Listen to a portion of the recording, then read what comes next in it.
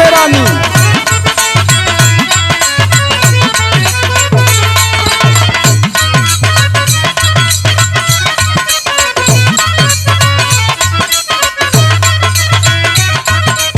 बगले सिवान के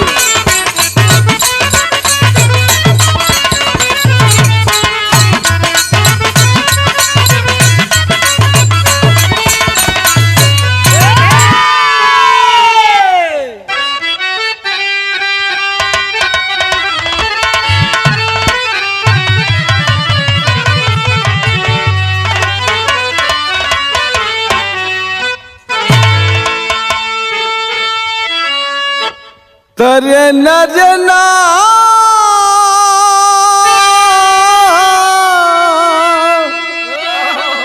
तरे नजना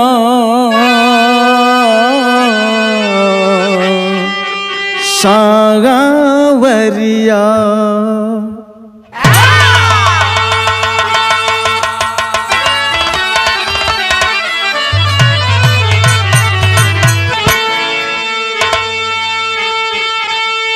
बिरहा के श्रोता सज्जन, आप लोगन के बीच में हम गायक Sunil Yadav Kerakat and puri party की ओर से सभी भोजपुरी भाई के हार्दिक अभिनंदन एवं वंदन करते हैं। एक नया कांड आप लोगन के बीच में भेज रहल है, भेजत बानी। और ई बिरहा सुनील यादव केराकत इंटरटेनमेंट पे आपको सुने की मिली। और ये हमरे बिरहा के ढेर सारा प्यार दिया। चैनल के सब्सक्राइब करिहा, शेयर करिहा और कमेंट में बतैहा कि हमार बिरहा कैसन लागल और कैसन बिरहा आप लोगन के सुने के हो। अगर हमसे कांटेक्ट होए में आप लोगन के दिक्कत होला तो हम अपन मोबाइल नंबर भी बता देते ही 9935159261 9935159261। बहुत बहुत धन्यवाद। आइए बिरहा की तरफ लेके चलते हैं।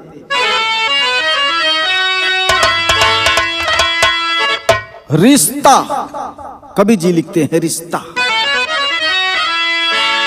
रिश्ता पुनित होता पत्नी पति का, पवित्र अग्नि को साक्षी बनाते, खाते कसम संग जिएंगे मरेंगे, देकर वचन साथ फेरा लगाते, वादा करते सभी पर निभाते नहीं, भले वह कहाते हैं सुख दुख के साथी, राम निवास सुनील करो कल्पना, एक घटना सुनाऊं दहल जाए छाती।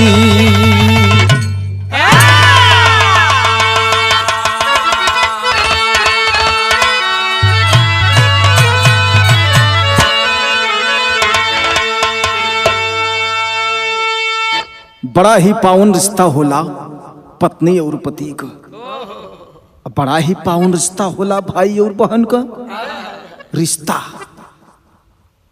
कवि जी लिख रहे हैं एक लाइन, कव्वाली का टुकड़ा यहां लगल कैसे।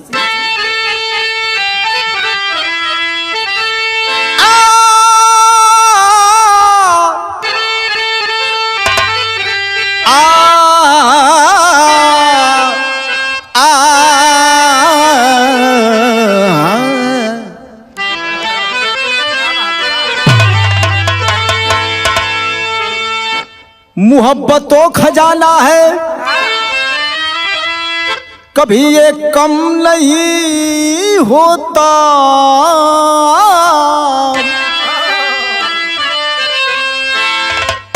जिन्हें होता उन्हें कोई बात का गम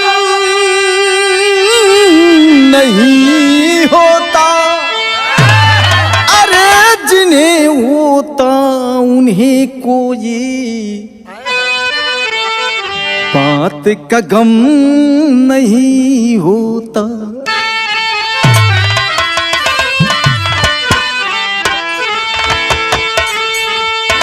गजल है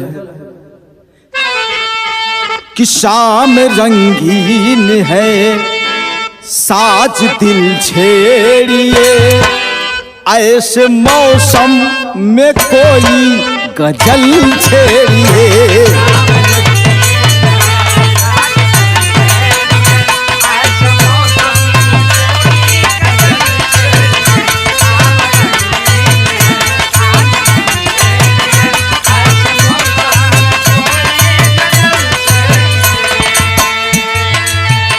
शाम रंगीन है, साज दिल छेड़िए।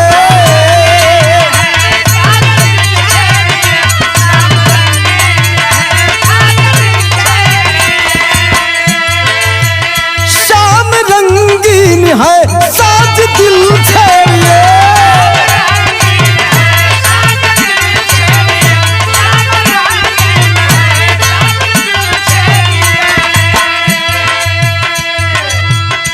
ऐसे मौसम में कोई गजल छेड़िए। बिरहा का भाव कितना सुंदर गुरुजी लिखत हुआ। मैं बयां क्या करूं, मैं बयां क्या करूं, दर्द दिल में बड़ी। मैं बयां क्या करूं, दर्द दिल में बड़ी। सामने एक ऐसी समस्या खड़ी, मैं बयां क्या करूं, दर्द दिल में बड़ी। सामने एक ऐसी समस्या खड़ी, मैं बयां क्या।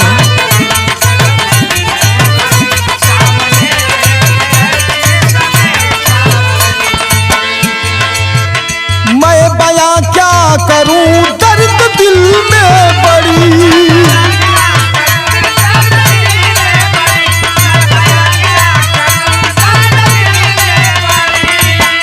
मैं बयां क्या करूं, दर्द दिल में बड़ी।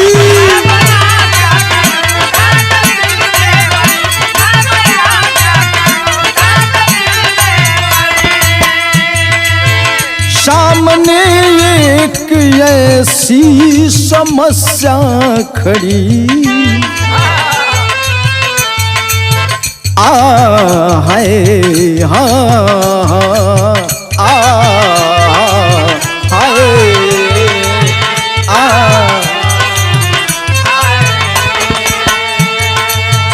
नाव जीवन की मझधार बीचे पड़ी। नाव जीवन की मझधार पीछे पड़ी, सामने एक ऐसी समस्या खड़ी। नाव जीवन की मझधार पीछे पड़ी, सामने एक ऐसी। भैया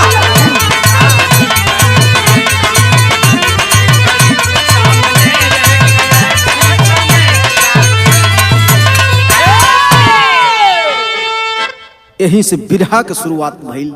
कैसे गुरुजी?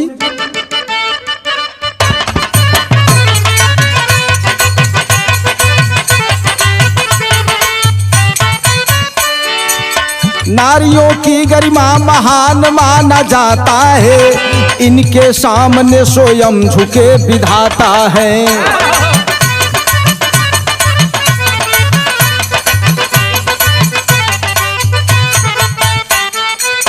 राजस्थान भरतपुर के रहने वाले थे, नाम सुरेंद्र शर्मा बड़ा ही दिल वाले थे।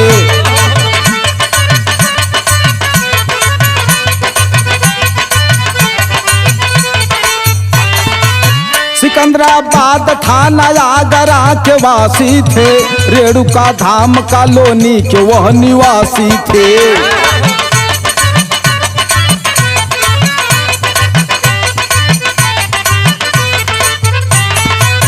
कमी थी एक सुरेंद्र शराब पीता था, काम था रोज का बिना पिए न जीता था।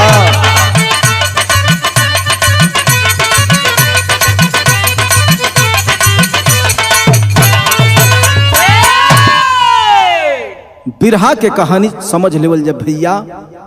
बिरहा कहाँ कहो, राजस्थान भरतपुर के रहे वाला सुरेंद्र शर्मा, जेकर जन्म स्थली राजस्थान के भरतपुर गांव।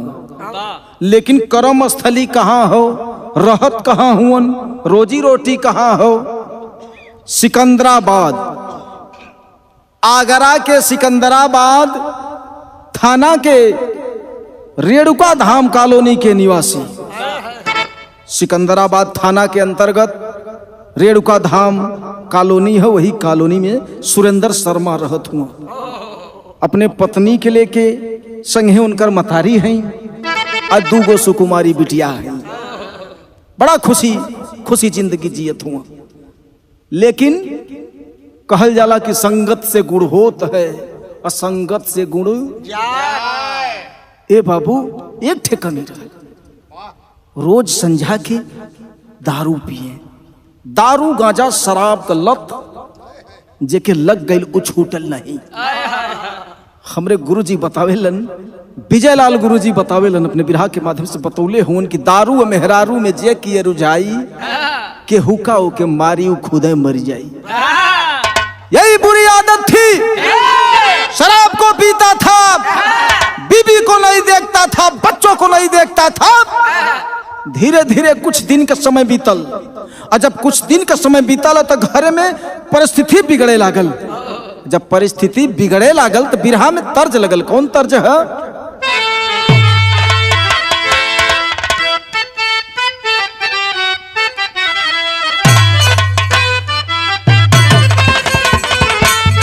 उहे तर्ज हो हमरे राजेश गुरु को बहुत पसंदीदा तर्ज है कि हमारा के देखी देखी कोनो दुल्हन अपने सखी से कहले रहल कि दुनिया जरे चाहे ऊपर पड़ो, लेकिन हमार जवन जलवा हो एक कायम रही। कलश की हमारा के देखी देखी अज चरवा लचर बेनू करी त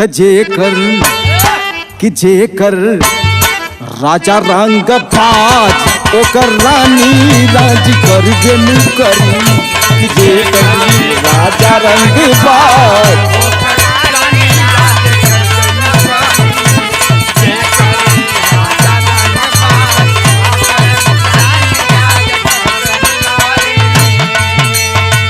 बिरहा का भाव शर्मा सुरेंद्र का करत ताड़न। शर्मा सुरेंद्र कुछ हूँ, शर्मा सुरेंद्र कुछ हूँ, काम धाम कर देना करे तो घर में दारू शराब, तो घर में दारू शराब पी के में हरी संग लड़बे न करे तो घर में दारू शराब पी के में हरी संग लड़बे न करे।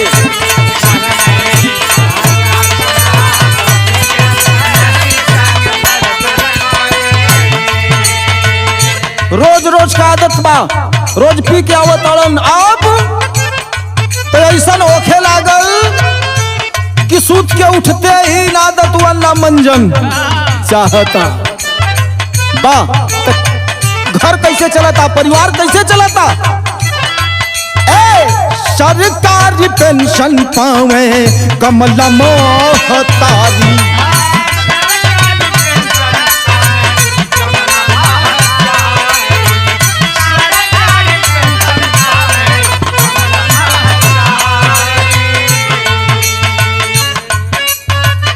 ओही से गुजारा होला घर के भीतरी।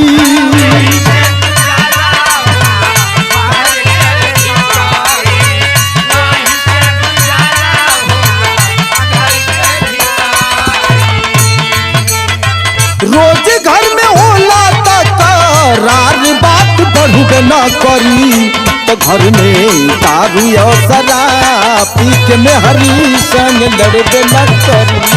घर में दारू और शराब।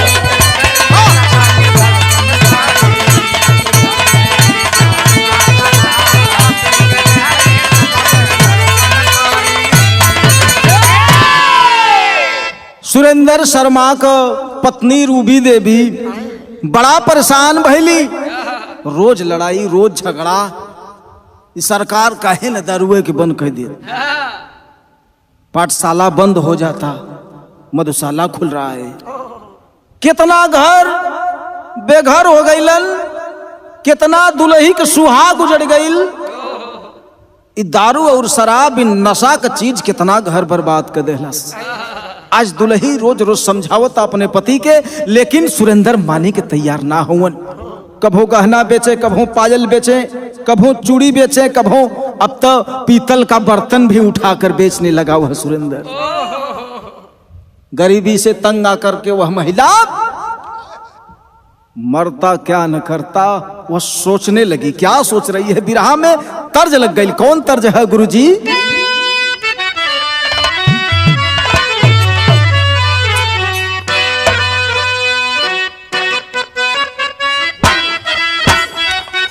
बाबा बाबा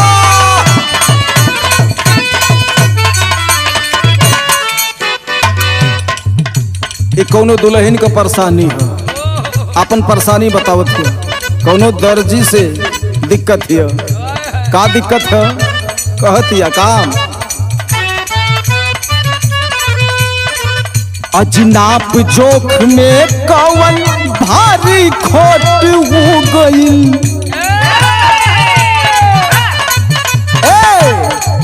अजनाप जोख में कौन भारी खोट हो गई।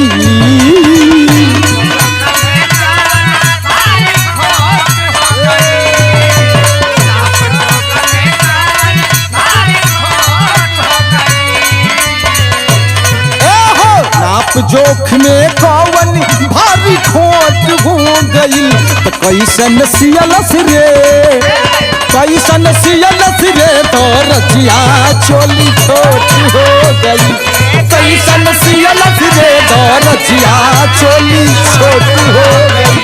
कैसन सियलस रे।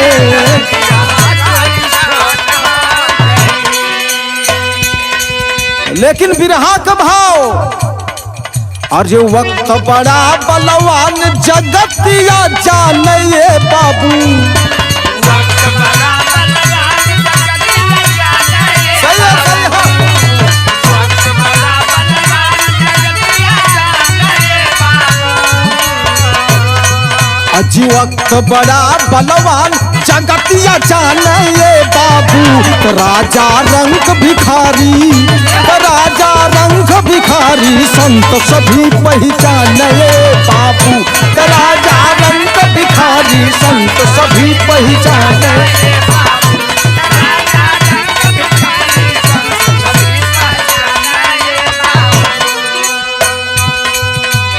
समय का से का करा दे, कौन दिन रहल, कौन समय रहल। रहल 18 मई 26 वाली रातिया। गायब सुरेंद्र भइले वो हीरे बखतिया।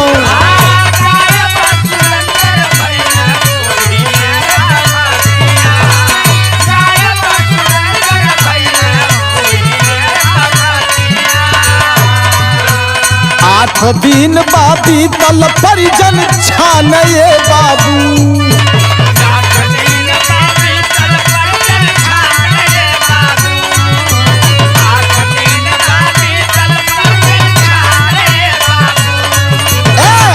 दिन बाबी तल परिजन छाने बाबू। राजा रंग भिखारी, संत सभी पहचाने बाबू। राजा रंग भिखारी, संत सभी पहचाने बाबू।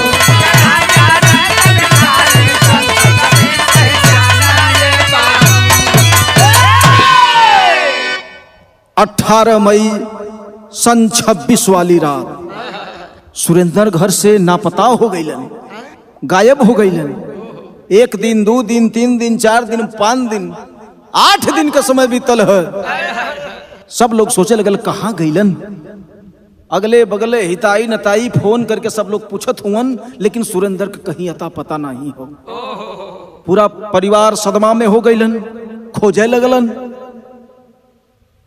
बड़का भैया अनिल हुवन, अनिल जाके पूछत हूँ का कहत हूँ, बिरहा में तर्ज लगल।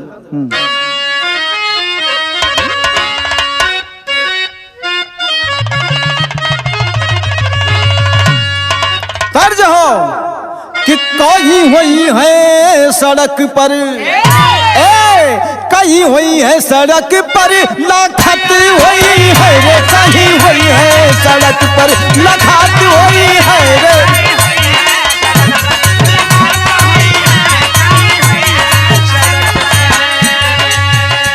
कहीं हुई है सड़क पर अरे लखत हुई हुई, गोले डाल के रुमलिया, गोले डाल के रुमलिया हंसत हुई है रे, गले डाल के रुमलिया हंसत हुई है रे।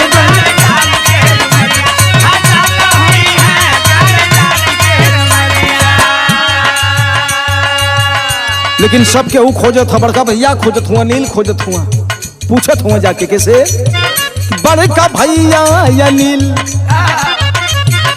बड़का भैया या नील मन गुनान कैले हो, बड़का भैया गुनान कैले हो।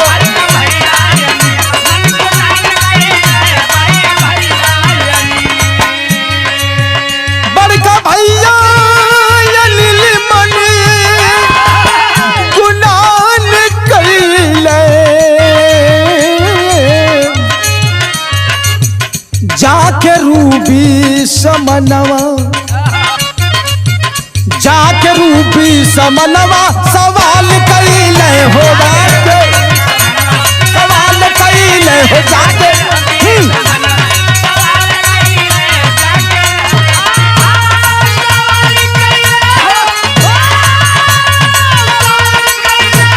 सवाल कैले, जाके रूबी समनवा सवाल कैले हो।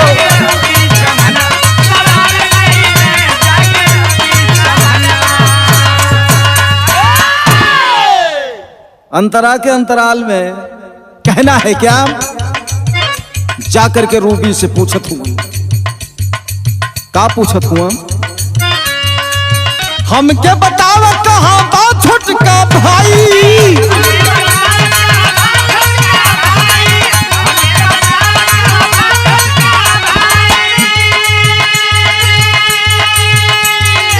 रूबी बतावे लगल, 8 दिन 9 दिन से गायब हुआ, पैसों कौड़ी लेके गयल हुआ, बतावत है का, 5000 लेके भागल बा कसाई,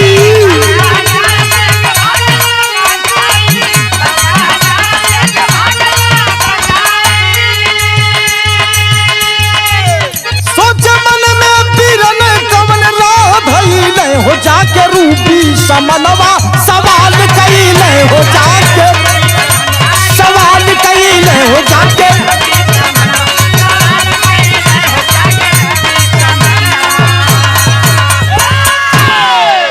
5000 लेके गईल बाड़न। अच्छा तो 5000 लेके गईल बाड़न, अनिल पूछलन तो हमने से बतौलू, का बताई हम, रोज उनकर ये हाल बा, कहियो झुमका बेचत आड़न तो कहियो कड़ी बेचत हुआ, कहियो थरिया बेचत हुआ, कहियो बर्तन बेचत हुआ, घोड़े का पायल बेच के 5000 रुपया लेके गायब हुआ, आज तक उनकर पता नहीं चलत था।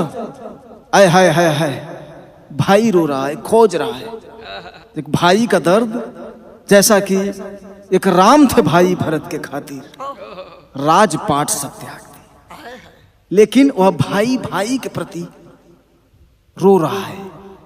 तेरी के भाव कैसे,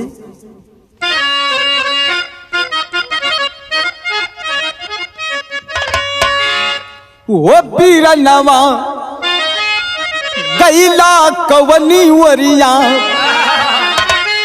वो बीरनवा गैला कवनी, वो बीरनवा गैला कवनी वरिया, अब के बाह पुजाई बरसत बाना यलवा। ए भैया दर दर खोजना है, गली गली खोजला है, जाकर के थाना में रिपोर्ट दर्ज करौलन है, बड़का भैया नहीं मिलत हुवन, सुरेंद्र भैया नहीं मिलत हुवन। आय हाय हाय, धीरे धीरे धीरे धीरे कुछ दिन का समय और बिता, लेकिन वो सुरेंद्र नहीं मिला।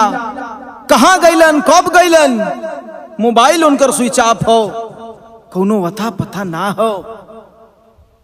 तो मन में शंका होने लगल। एक ठे बगल का दुल्हन कल से रूबी, करे पगली तुहार सैया रहला हाँ, तुहार पति रहला हाँ, रोज तोरहन में मार झगड़ा होत रहल ह, और रोज पटकी पटका करत रहलन ह। कोनो ऐसन बात भइल होखे तो तू बता दा, हम केहू से ना बताई। कलश की नाही, हम का बताई, और जनते हो उनकर हाले हुए रहल तो हम का करी, कहीं गइल होई। ऊ बगल वाली दुल्ही कौशल्या कहे लगल कि करे पागल, तोर पति ना हुआ, हेरा गल हुआ, सब लोग खोजत हो, तो के तनी से भी चिंता ना हो, और तू कथी कहीं गइल होई है। कलश का करी, हम हमारो जीवन से उबिया गइल, उबिया गइल ह। कहाँ गइल, कल जाए दा तो जवन गइल हेरा गइल, ठीक है ऊपर पर जाओ, जाए जहां जाओ कहू। कहाँ गइल हो, कोनो सौतीन के पटौले हुई हो, ओकरे संगे भाग गइल हुई हो। हमरा के काल उन परेशान करता, जाए दा जवन मन करे तवन करे। अरे पगली ठीक है, लेकिन अगर तू कुछ कैले हो, अगर कुछ जानत हो तो बता दे, नहीं बाद में अगर पोल खुली सब लोग जनिहन तो बहुत दिक्कत हुई, तू भी जेल में चल जेबी, छोटा छोटा बचवा घर में का करी हो। अगर तू बताए देबू कोनो बात ऐसा सुनले होखा, हम तोहरा के ना कहती, अगर सुनले होखा केहू कुछ कैले होखे तो तू बता देबू तो तू बच जाइबू। हाय हाय हाय, वह कौशल्या नाम की औरत जो है, दुल्ही जो है, इतना उसको बहलाती फुसलाती है, लास्ट में वह रूबी बताती है कि ठीक है हम बतावत हैं, कहीं ई बतिया केहू जान तो ना न जाई। कौशल्या कलश ना रे बहनी, तू तोके बचावल हमार जिम्मेदारी है, तोके हम जाए दे, तू खाली बता दे गईलन कहाँ, सब लोग परेशान होत है। आय हाय हाय हाय हाय, तब कौशल्या से वह रूबी बता रही है। तर्ज लगल, कौन तर्ज है, पारंपरिक गीत हो।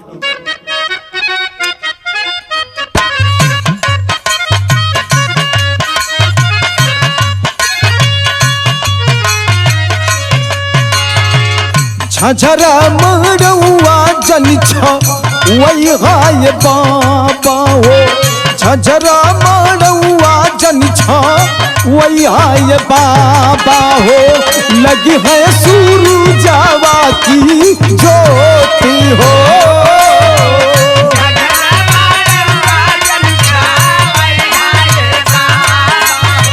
लगी है सूरजावा की ज्योति,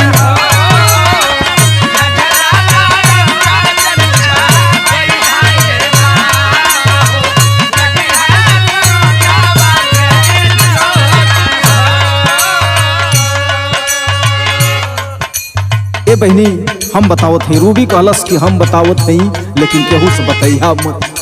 कल ठीक है ना बताई, बतावा।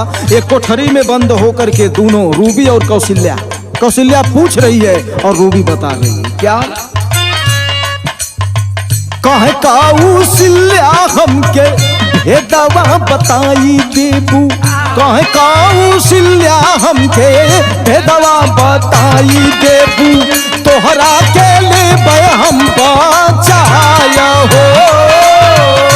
कौशल्या हमके भेदवा बताई देबू, तोहरा के ले हम बचाया हो।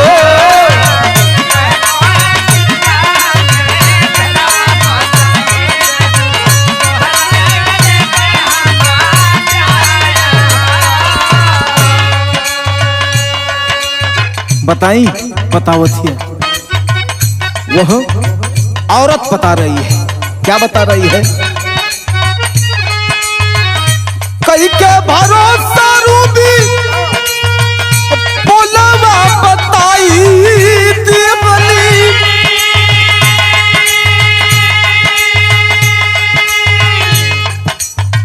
वही पत्थर नीचे उनके दफनाई देहली। का कहलू? हाँ, हाथ जोड़त ही बचे यहाँ हमके बतावत ही सच्चाई है हो।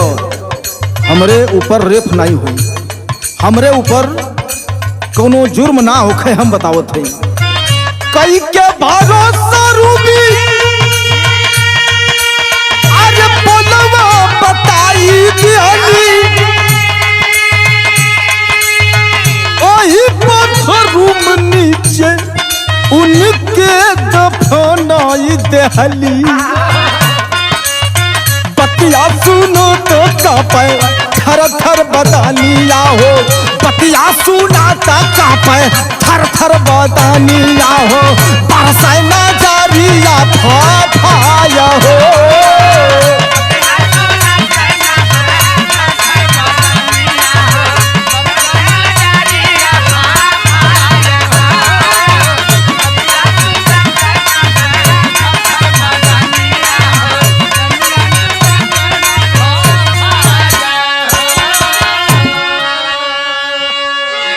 अरे रुबियाई तू कहा कहत हई?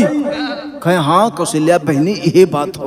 रोजमर्रा से परेशान हो करके आखिर मजबूरी में उनके सुताई के नींद का गोली 16 गो खिया देनी, खीर में मिलाई के पिया देली। जब बेहोश भइले हैं तो ले के गड़ासा गर्दन के उतार देली। न रही बांस न बाजी बांसुरी, रोज थरिया बर्तन खटकत रहल है। अब हमके बचाएला तू कहे कहाँ ले गईली, दफनौली कहाँ? कहे बाथरूम के बगल में अकेले गड्ढा खनली। कई दिन से खन्नत रही, थोड़ी थोड़ी थोड़ी थोड़ी खन्नत खन्नत कई दिन से गड्ढा खनली। वही में तकिया से दबाई के मर गईले तो उनके घिसिराई के ले जाई के बोरिया में भर के वही गड्ढा में दबाई के ऊपर से प्लास्टर करवा देली कि हो जाने न पावे। ये तना ना वो रोज वही बलाई बस साबु लगाई के नहातो रहल कि केहू जाने न पावे कि यही दफनावल हुआ। आए हाय हाय हाय बिरहा सुने वाले पंचों, यही बाह कलजुग का असर तो गजब हो गया। कई पति को काट करके कुकर में उबाल करके तवा पर फ्राई करके कुत्तों को खिलाया जा रहा है, तो कोई पत्नी अपने पति की हत्या करके मिक्सर में चटनी भी बना देली। ऐसा ऐसा रोज न्यूज पत्रिका अखबार में सुने के देखे के मिला था। कलाकार कहां तक गई हैं, कितना गई हैं, रोज कांड होता। लेकिन बारे जमाना बारे कलयुग यही असर है। आखिर रूबी जो वही कौशल्या के पूरी बात जब बतौली हैं, जब कौशल्या ही बतिया के सुनली हैं तो धीरे से उठा के थाना पर फोन कैली। और जब थाना पर फोन कैली तब हल्का पहपट लगल।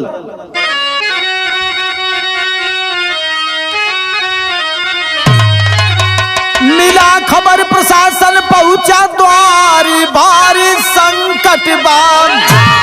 मिला खबर प्रशासन पहुंचा द्वारी भारी संकट बाम। कबूल कैली गुनाह यापन सारी भारी संकट बा।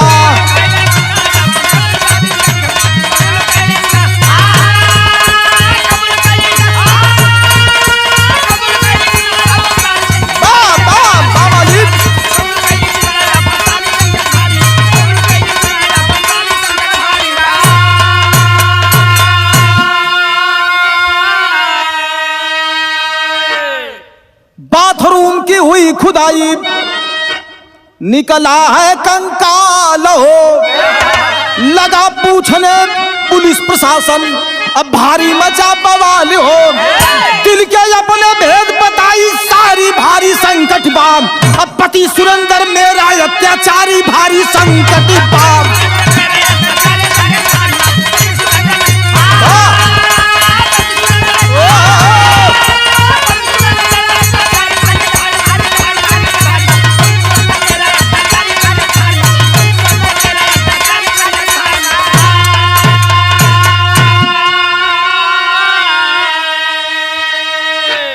पूरी प्रशासन आ गई और महिला भी फोर्स आ गई। पकड़ करके उसको थाना में ले जा करके बंद करती है और बाथरूम के उसकी खुदाई शुरू हो गई। जब बाथरूम का खुदाई भइल तो में से कंकाल निकलल और जब कंकाल निकलल है तो थाना के अंदर पीट पीट के दरोगा जी पूरा सच उगलवावे लगलन। और जब उगलवावे लगलन रूबी टूट गई और बता रही है, क्या बता रही है?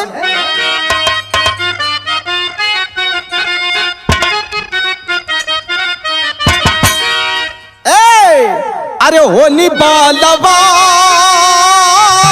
होके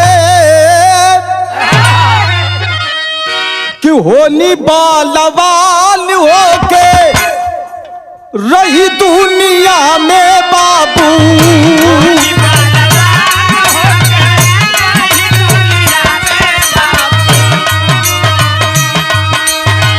चाहे केहू कितना होला जाई हो ऊपर,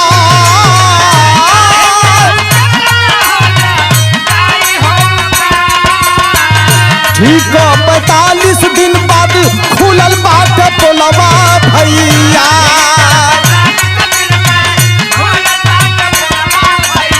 सारा कार टूट या पल गली हो बता,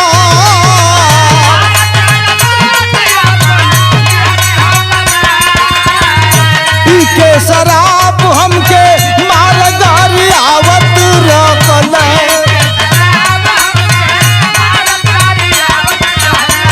उपजल बमानवा ने हमरे एक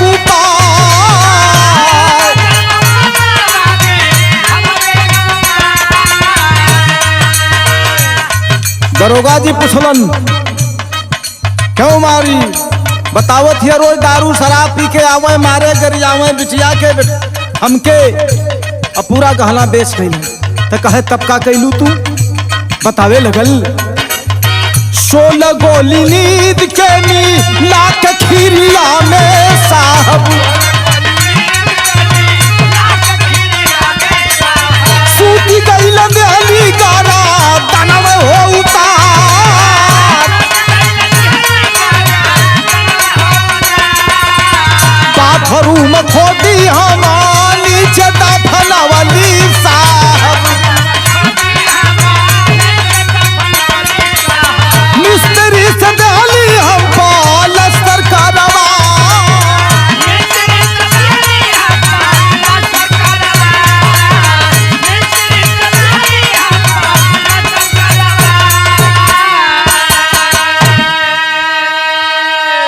ठीक 45 दिन के बाद में वह राज खुला। जब राज खुला तो वह पापिन बताने लगी कि 16 गोली नींद की, रात में खीर बना के पीस के खीरी में घोर के पिया दहली। जब एकदम बेहोश हो गई तो ले के घड़ा सा गर्दन के काट दहली और काट दहले के बाद में रोवे लगल। रोवत है बतावत है ले गई बाथरूम में दफना दहली कि रोज रोज से हमार झंझट छुड़ जाई। दरोगा जी कहते हैं साली जी तो करता है कि लेकिन ये वर्दी हमें बांध कर रखा है हीरा भैया, फिर भी कम ना पिटाई कैलन है, ले जाई के ओके जेल में बंद कैलन। जब जेल में बंद कैलन है दोनों बेटिया रोवत है। का कहती दोनों बेटिया खड़ी के भाव में कहना हो,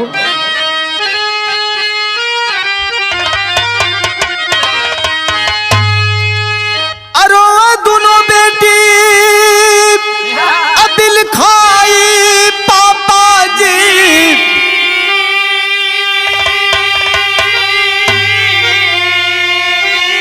तो छोड़ के गई कहवा मनी के पराई पापा जी।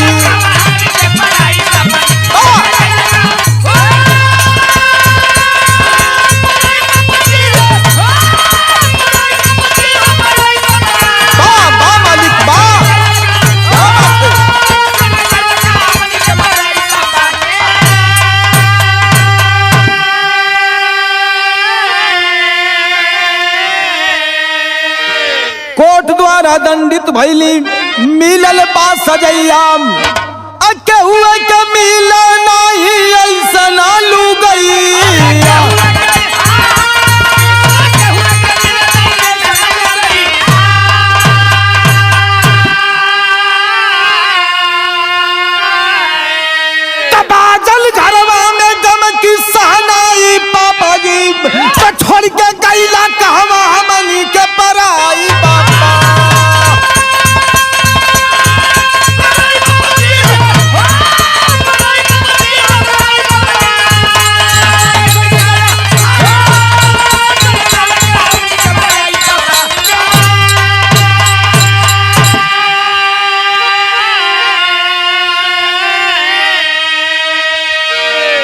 कोर्ट द्वारा दंडित भैली मिलल बा सजैया, केहू के मिले नहीं ऐसन लुगैया। दुल्हन मिले मतलबी लेकिन करकसार नार ना मिले, रणुहार रहा जन्म भर मगर दुल्ही छिनार ना मिले। ऐसन ऐसन दुल्हन, ऐसन ऐसन समाज, पति की हत्या मामूली बात है, लांछन लगाने का काम कर दी। और आखिरी भाव में हमारे गुरु घराने का परिचय है। ई रहल आगरा का बाथरूम हत्याकांड। और जल्द ही मिलेंगे एक नया बिरहा लेकर आप लोगों को बदे बीर रस का बिरहा बहुत जल्द ही प्रस्तुति करब। गुरु बिहारी गुरु गणेश यह जीवन बना खिलौना,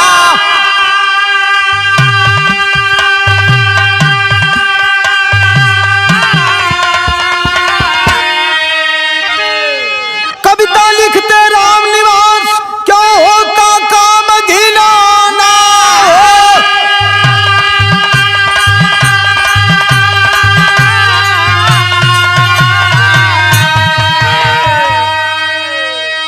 बिरनवा गैला कौनी ओरिया, गाँव सुनील यादव के राकत मकनावा। बिरनवा गैला कौने ओरिया।